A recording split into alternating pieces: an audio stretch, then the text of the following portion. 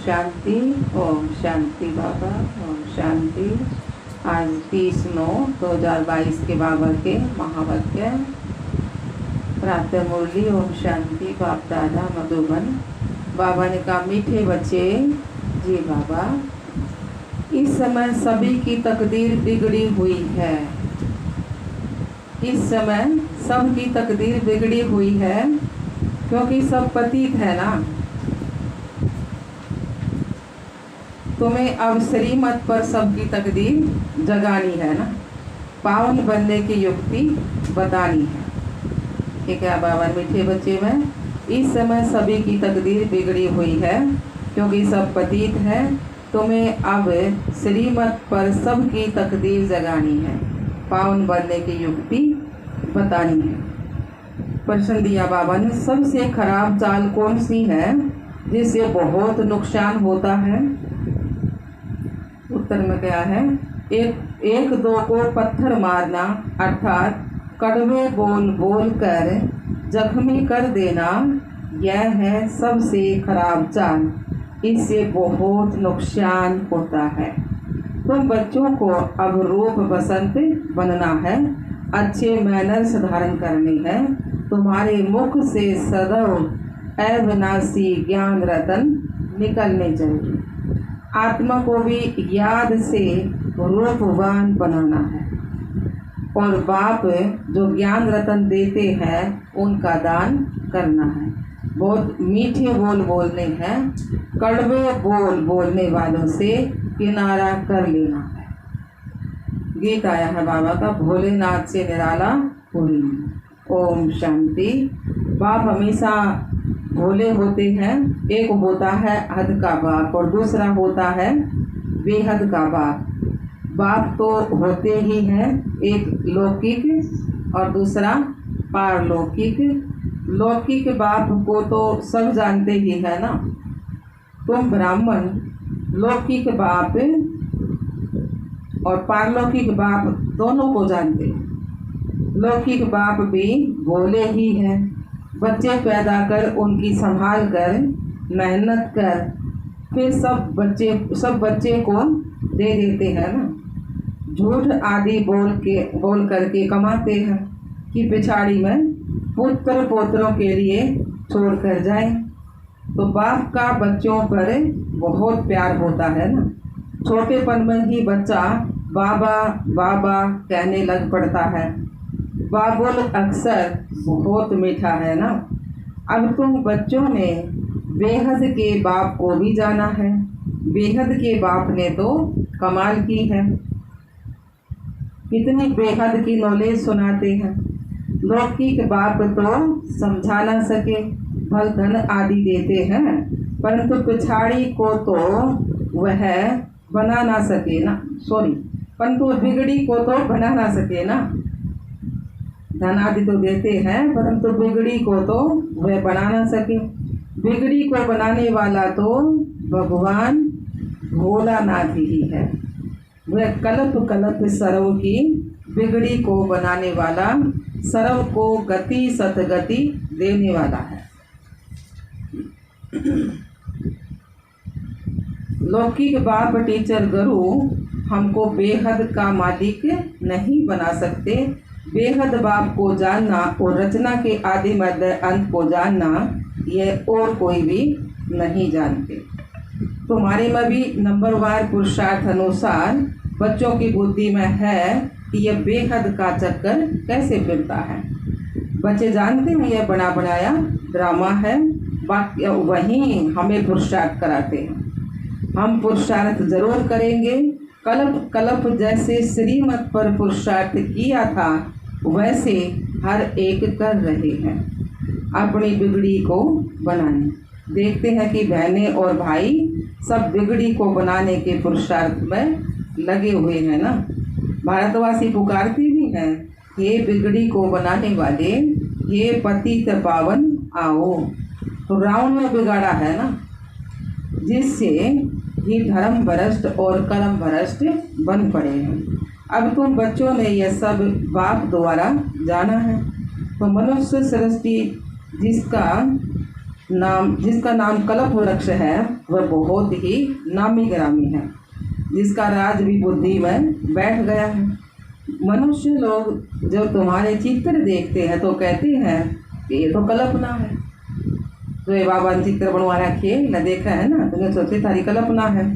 जो 5000 वर्ष का कल्प वृक्ष बनाया है वह हम तो इस पर बहुत अच्छी रीति समझाते हैं। कल्प वृक्ष जिसका बने ट्री के साथ मुकाबला करते हैं ना, बड़ के पेड़ के साथ समझते हैं तो समझाते हैं। आदि सनातन देवी देवता धर्म था, अब वह पराये लोप हो गया। जैसे बड़का झाड़ है ना, अब वो वही ऊपर मतलब डाटी का फिर खड़ा रहे है ना, मतलब कितना ही पुराना हो जाए उसका थूरता सट गया है और फिर डाटी तो वो खड़ा रहे। तो मतलब ये है जिसका अब वही हमारा आदि सनातन धर्म कई पराये लोप हो रहा है और सारे धर्म खड़े हैं। तो बाबा ने क्या, अब वह पराये देवी देवता धर्म था पराये लोप है, ड्रामा प्लान अनुसार और सब धर्म है ना। तो वर्ल्ड की स्त्री ज्योग्राफी जो मुख्य स्वर्ग की गाई जाती है उनको फिर से रिपीट होना है। अच्छी स्त्री ज्योग्राफी है ही स्वर्ग की, सब कहते भी हैं हमको राम राज्य चाहिए जिसमें दुख का नाम निशान न हो। अब तो रावण राज्य है, परंतु ये कोई नहीं समझते कि हम ही रावण हैं। इस बात में तो कोई ना समझते ना कि हम ही रावण हैं, हमारे में सब 5 विकार हैं। 5 विकार औरत में, 5 स्त्री में, 5 विकार औरत में, 5 विकार पुरुष में। तो ये बातें तुम बच्चों की बुद्धि में है, मनुष्यों को तो कुछ भी पता नहीं है ना। बिगड़ी को बनाने वाले कैसे आते हैं, कैसे बिगड़ी को बनाते हैं। पतित को कहेंगे बिगड़े हुए। हमारी बुद्धि अथवा तकदीर कैसे बिगड़ी हुई है यह अब तुम्हारी बुद्धि में है ना। एक तो सारी समझ में बात आ गई ना। तो उन्हों की रस्म रिवाज ही रावण की है, तुम्हारी रस्म रिवाज राम की है। राम कोई वह त्रेता वाला राम नहीं, उसने गीता नहीं सुनाई थी। राम कौन सा, शिव बाबा राम भगवान। आजकल विलायत में भी रामायण आदि सुनाते हैं। कोई कोई तो गेरू कफनी पहन कुटियाओं में जाकर रहते हैं। अब तुम बच्चों को कोई कुटिया आदि में नहीं रहना है। कुटिया में कब पाठशाला होती है क्या? वहाँ तो फकीर लोग रहते, तुम्हारी तो पढ़ाई है ना। परंतु यह नई गवर्नमेंट इसलिए कोई समझ ना सके कि तुम कौन हो। एक मिनिस्टर को समझाओ तो दूसरा कहेंगे तुम तो बुद्धू हो। तुम नहीं बात का ना मेरा ना, तो इधर तो कहेंगे तुम तो बुद्धू हो। यह है बिल्कुल नई बातें। बाबा समझाते रहते हैं, करेक्शन भी करते जाओ। ब्रह्मा कुमार कुमारियों के आगे प्रजापिता ब्रह्मा जरूर लिखना चाहिए। प्रजापिता कहने से बाप सिद्ध हो जाता है ना। अब प्रजा का पिता है तो इसमें ये लिखने से फिर बाप सिद्ध हो जाता है। हम प्रश्न ही पूछते हैं कि प्रजापिता ब्रह्मा से क्या संबंध है। बाप से ना हमारा, बाप और बच्चे का, क्योंकि ब्रह्मा नाम तो बहुतों के हैं। कोई फीमेल का नाम भी ब्रह्मा है, प्रजापिता नाम तो किसका होता नहीं है। इसलिए प्रजापिता अक्सर बहुत ही जरूरी है। प्रजापिता आदि देव कहते हैं, परंतु आदि देव का अर्थ नहीं समझते। आदि देव स्वरूप में मतलब यह आत्मा आई थी ना, आदि देव का अर्थ नहीं समझते। प्रजापिता तो जरूर यहाँ ही होगा ना। आदि देव फिर वह ब्रह्मा सूक्ष्म हो जाता है। आदि अर्थात शुरुआत का। प्रजापिता ब्रह्मा को फिर बेटी कौन है? सरस्वती। सूक्ष्म तन में तो बेटी हो ना सके, एडोप्ट की हुई बेटी है ना मम्मा। तो रचयिता तो यहाँ है ना। इन गहरी बातों को विशाल बुद्धि वाले ही धारण कर सकते हैं। धारणा के साथ फिर मैनर्स भी चाहिए। जो कोई भी देख खुश हो। तुम्हारा बोल जो निकलता है उनको रतन कहा जाता है। बाप है रूप बसन, आत्मा को रूपवान बनाते हैं। अब तो आत्मा काली कुरूप है ना, उनको योग से सुरूप बनाना है, उनको योग से रूपवान बनाना है। अब तुम बच्चे अभी रूप पसंद बनते हो ना, मुख से सदैव अविनाशी ज्ञान रतन निकलते हैं। तो बच्चों के मैनर्स बहुत बहुत मीठे होने चाहिए ना, मुख से हमेशा रतन ही निकलने चाहिए। बहुत हैं जो पत्थर ही मारते हैं। बाप ज्ञान रतन देते हैं, तुम बच्चों का भी यही धंधा है। एक दो को पत्थर मारना यह तो बड़ी खराब चाल है, अपना नुकसान कर देते हैं ना। तो बाप है ज्ञान का सागर, उनका रूप भी समझाया है कि कितना सूक्ष्म है। वह तो लिंग कह देते हैं, पहले तो बाप का परिचय देना है। बल व ज्योति भी लिंग ही समझे, ज्योतिलिंगम ही समझे। डीप बात बात में समझानी होती है ना, गहराई तो फिर बाद में समझानी हो है ना। तो फिर पूछना होता है कि आत्मा का रूप क्या है। तो यह तो सब कहते हैं कि भ्रकुटी के बीच में चमकती है आत्मा, तो जरूर छोटी ही होगी। बड़ा लिंग तो यहाँ बैठ भी ना सके ना, गोला निकल आए। तो पहले तो बाप और बच्चे का संबंध बुद्धि में बिठाना चाहिए। वह तो है बेहद का बाप। अब ब्रह्मा कहाँ से आता है? बाप आकर इनको एडॉप्ट करते हैं, गोद लेते हैं ना, अर्थात इसमें प्रवेश करते हैं। तुम्हारी एडॉप्शन अलग है और इनकी अलग है, ब्रह्मा बाबा की अलग है। बाप इसमें प्रवेश करते हैं तो बाप कहते हैं यह मेरी स्त्री है, मैंने इसको एडॉप्ट किया है। मैं इसमें प्रवेश को कहता हूँ कि तुम हमारी मुख वंशावली हो। ब्रह्मा बाबा अपनी स्त्री का है ना, अगर इसके द्वारा फिर और बच्चे रचे ना। तो मैंने तुमको ब्रह्मा मुख से रचा है, मुझे तो अपना मुख है नहीं। कौन का है? शिव बाबा। अगर मुझे तो अपना मुख है नहीं, शिव कैसे कहेंगे कि मेरी मुख वंशावली? ब्रह्मा के द्वारा रचे ना, तो ब्रह्मा के मुख वंशावली हो। तो कितना अच्छी रीति समझाया जाता है। बाप कहते हैं तुम सब आत्माएं मेरे बच्चे हो, भाई बहन हो। बुद्धि में ये आना चाहिए, बाप स्वर्ग रचने वाला है तो हमको स्वर्ग की राजाई क्यों नहीं मिलनी है? बाप स्वर्ग रचने वाला है तो हमको स्वर्ग की राजाई क्यों नहीं मिलनी चाहिए? स्वर्ग में तो सब नहीं जा सकते। बाप कहते हैं सर्व की सतगति करता हूँ। तो मुक्ति में जाकर फिर पाठ बजाने आते हो नंबरवार। मुक्ति तो सबको मिलती है ना, माँ के दुख से सब छूट सकते हैं, फिर नंबरवार आना होगा पारट बजाने। जीवन मुक्ति में पहले तुम जाते हो, क्योंकि तुम राजयोग सीखते हो ना। जिन्होंने कलम पहले आकर सीखा है वहीं आकर सीखेंगे ड्रामा अनुसार। तो ड्रामा सामने खड़ा है ना।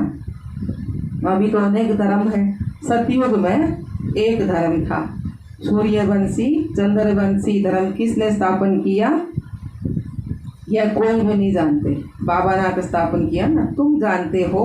परम पिता परमात्मा ही ब्राह्मण देवता और क्षत्रिय धर्म स्थापन करते हैं, 3 धर्म स्थापन करते हैं ना। बिगड़ी को सुधारने वाला बरोबर एक ही बाप है। सतयुग में तो बुलाएंगे नहीं कि बिगड़ी को बनाने वाले आओ। क्यों? क्योंकि सतयुग में 5 विकार ना हो को बिगड़ी बढ़े ना, बिगड़े ना किसी के साथ भी कुछ भी लड़ाई झगड़ा विरोध कुछ भी ना हो। तो यहाँ तकदीर बिगड़ी हुई है ना, राहु की दशा बैठी हुई है। तो ऊंच बृहस्पति की दशा थी, अब आकर राहु की दशा बैठी है। सारे विश्व पर राहु का ग्रहण लगा हुआ है, सारी दुनिया ही काली बन गई है। गोल्डन एज बल्ब को ग्रहण लगते लगते कला कम होते होते आखिर आयरन एज बन गया है। अब आप कहते हैं कि दे दान तो छूटे ग्रहण, 5 विकारों का दान देंगे तो ग्रहण से छूट जाएंगे। तो योग बल से माया रावण को जीतना है, विकारों का दान दिया जाता है तो ग्रहण छूट जाता है। हम सर्व गुण संपन्न बन जाते हैं। बेहद की बात हुई ना ये। अभी आत्मा में कोई कला तो नहीं रही है, इसलिए शरीर भी ऐसे ही तमो प्रधान मिलते हैं। जैसे सोने में कैरेट होती है ना, 14 कैरेट 18 कैरेट, अभी तो मनुष्यों में कोई भी कैरेट नहीं रहा है, कुछ भी अकल नहीं है। तो बाबा कहते हैं मैंने तुमको कितना समझदार बनाया था, संगम युग में बाबा कितना समझदार बनाया है। तो बाबा ने कहा कितना समझदार बनाया था, तुमको स्वर्ग में भेजा था, फिर तुम 84 जन्म लेते लेते क्या बन पड़े हो। अनेक बार ये चक्कर लगाया है ना, कल्प कल्प राज्य लेते हो और फिर गवाते हो। तो पुनर्जन्म लेने से वर्दी तो सबकी होती रहती है ना। बच्चों को बुद्धि में बहुत नशा चढ़ना चाहिए कि अब राजधानी स्थापन हो रही है। फूलों का बगीचा स्थापन होता है कब? संगम युग पर। संगम को तुम ब्राह्मण ही जानते हो, यहाँ तुम बच्चों को ज्ञान रत्न मिलते हैं ना, फिर बाहर जाने से फिर पत्थर मारने लग पड़ते हैं, माया जख्मी कर देती है, उनको कहेंगे पाप आत्मा। बाप कहते हैं अविनाशी ज्ञान रत्नों का दान करो। एक दो को तुम पत्थर मारते मारते एकदम पत्थर बुद्धि बन पड़े हो। अब तुम्हारी बुद्धि लोहा से सोना जैसी बन रही है। फिर तुम पत्थर क्यों मारते हो? अगर कोई उल्टी बातें सुनाए तो समझो ये हमारा दुश्मन है। ऐसे का संग कभी नहीं करना है, न सुनना है। निंदा आदि एक दो की तो बहुत सुनाएंगे। कोई कोई में निंदा करने की आदत होती है ना, चुगली चाटी करने की, तो वह कब अच्छी बात नहीं सुनाएंगे जिससे कल्याण हो। बाबा हमेशा समझाते हैं ज्ञान रतन दान करते रहो। बाबा जो सुनाते हैं ना वह औरों को भी सुनाओ। सर्विस का उजरा तो बच्चों को मिलना ही है ना। आप पे ही अपना कल्याण करना है, किसकी गलानी नहीं करनी है। तुम बच्चों पर बड़ी ही रिस्पॉन्सिबिलिटी है, बड़ी जिम्मेवारी है ना। तो बाप कांटों से फूल बनाने आए हैं, तो बच्चों का भी यही धंधा है। बाप ये धंधा सिखलाते हैं, तो ये मनुष्यों को देवता और कांटों को फूल बनाने की फैक्ट्री हुई ना। ये आज बाबा ने फैक्ट्री बता दी, मनुष्यों को देवता बनाने की, कांटों को फूल बनाने की फैक्ट्री हुई। तुम्हारा ज्ञान मटेरियल है, जिससे तुम मनुष्य से देवता बनते हो, तो वह हुनर सीखना चाहिए ना। बिगड़ी को बनाते रहो, पत्थर बुद्धि को पारस बुद्धि बनाओ। यह तुम्हारी गोडली मिशनरी है। जैसे क्रिश्चियन की मशीनरी है तो वह औरों को क्रिश्चियन बनाते हैं। तुम्हारी ईश्वरीय मिशनरी है पतितों को पावन बनाने की। पतित पावन गाते हैं ना, तो जरूर आया होगा, तो मिशनरी जारी की होगी, तब तो पतित से पावन बने ना। रावण की मशीनरी है पावन को पतित बनाने की, और राम की मशीनरी है पतितों को पावन बनाना। राम की मशीनरी पतितों को पावन बनाना मुख्य है ही योग। तो बाप दादा जिससे स्वर्ग की बादशाही का वर्षा मिलता है, उनको याद भला क्यों नहीं करते? क्या बाबा ने सारा कलप है। हाँ, और बाप दादा जिसे स्वर्ग की बादशाही का वर्षा मिलता है, उनको भला याद क्यों नहीं करेंगे? सारा कलप तो देदारियों को याद किया है ना, अब याद करना है विदेही को, विचित्र को। बाबा है ना विदेही, शरीर नहीं है, विचित्र कोई चित्र नहीं, आत्मा है। जिनका कोई विचित्र नहीं, उनको आना जरूर पड़ता है। गाय भी जाता ना, ब्रह्मा द्वारा ब्राह्मण देवता क्षत्रिय के धर्म की स्थापना, तो यह तो सीधी बात है। ब्राह्मणों का दूसरा कोई है भी नहीं। तुम जानते हो शिव बाबा हमारा टीचर भी है, सतगुरु भी है, और सतगुरु तो एक ही है ना। तो ब्रह्मा का भी गुरु हो गया, विष्णु का गुरु नहीं कहेंगे क्योंकि विष्णु तो सतयुग में होगा ना। तो ब्रह्मा का गुरु बन उनको विष्णु देवता बनाया है। शंकर का भी गुरु कैसे हो सकता है? शंकर तो पतित बनता ही नहीं है, उनको गुरु की फिर क्या दरकार है। ब्रह्मा तो 84 जन्म लेते हैं, विष्णु व शंकर के 84 जन्म नहीं कहेंगे। तो कितनी अच्छी धारणा करने और कराने की बातें हैं ना। ये जो धारण करते और कराते हैं वही उच्च पद पाते हैं ना। धारणा नहीं करेंगे तो पद भी कम हो जाएगा। अच्छा जी बाबा, मीठे मीठे सिकलदे बच्चों प्रति माता पिता बाप दादा का याद प्यार और गुड मॉर्निंग। रूहानी बाप की रूहानी बच्चों को नमस्ते। हम रूहानी बच्चों की रूहानी बाप दादा को याद प्यार गुड मॉर्निंग, नमस्ते नमस्ते नमस्ते। हम बाबा के बच्चे सदा रहे हंसते और हंसाते। शुक्रिया मीठे बाप दादा, शुक्रिया बाबा। धारणा के लिए मुख्य सार, पहला पॉइंट है निंदा करने वालों का संग कभी भी नहीं करना है, न गलानी करनी है और ना सुननी है। बुद्धि को पारस बनाने के लिए मुख से ज्ञान रत्नों का दान करना है। दूसरा पॉइंट है ज्ञान मटेरियल से मनुष्यों को देवता, कांटों को फूल बनाने की सेवा करनी है। अपना और सर्व का कल्याण करने का ही धंधा करना है। वरदान आया बाबा का, प्रत्यक्षता और प्रतिज्ञा के बैलेंस द्वारा सर्व को बाप की ब्लेसिंग प्राप्त कराने वाले विजयी रतन भाव। प्रत्यक्षता और प्रतिज्ञा के बैलेंस द्वारा, बराबर मतलब दोनों, सर्व को बाप की ब्लेसिंग, बाप की दुआएं प्राप्त कराने वाले विजयी रतन भाव। प्रत्यक्षता का नगाड़ा बजने के लिए दृढ़ता संपन्न प्रतिज्ञा करो। प्रतिज्ञा करना माना जान की भी बाजी लगा देना। जान चली जाए लेकिन प्रतिज्ञा नहीं जा सकती। दृढ़ प्रतिज्ञा वाले कैसी भी परिस्थिति में हार नहीं खा सकते।